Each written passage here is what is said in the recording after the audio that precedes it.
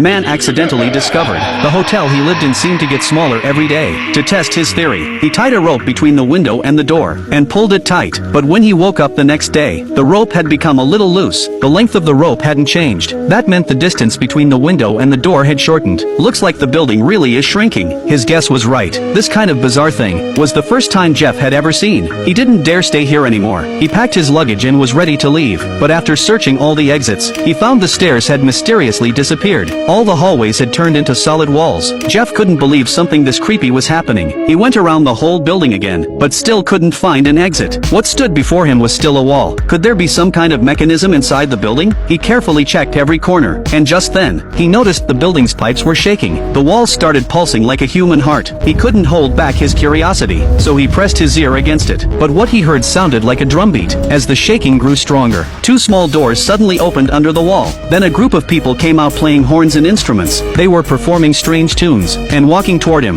As a normal person, you'd obviously want to hide from something like this, and Jeff was no exception. He grabbed his suitcase and ran, but that band stuck to him like glue. They followed him all the way up to the second floor. Jeff happened to see an old woman smoking at the door, so he slipped into her room to escape. The two old women were longtime residents of the hotel. They felt sorry for what Jeff was going through, but they hadn't left that floor in over a decade. Aside from a small map of the corridor, they couldn't offer any useful help. Just as Jeff was about to leave in frustration, he overheard whispering behind him.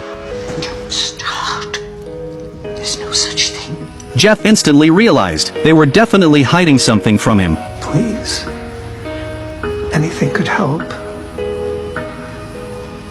You could try the oracle. Don't mind her, she's talking gibberish. Mike just laughed it off like a joke. After all, in this world, how could someone actually have psychic powers? But what happened next would completely shatter his understanding. Not far down the hall, the lights started flickering again. Just then a fat woman happened to walk by. Jeff ran up to ask what was going on, but a group of kids suddenly appeared and stole his suitcase. Jeff chased them into a room, but it was completely empty. Before he could figure out what was happening, that eerie music started again in the hallway. The walls began to shake, and the band returned right on cue. At the same time, a group of waiters holding trays walked one by one into a nearby room. Seeing the band getting closer, Mike had no choice but to grit his teeth and follow them in. But he ended up in a room full of people. It looked like a kitchen. They were preparing food for everyone in the building, but they didn't realize the hotel was shrinking. Jeff tried to warn them, but they thought he was crazy and kicked him out of the kitchen. If the building kept getting smaller, the walls would eventually collapse, and everyone could be buried under the debris. Helpless Jeff returned to his room. It seemed impossible to get help from anyone else. Not long after the building shrank again, the glass on the window cracked from pressure.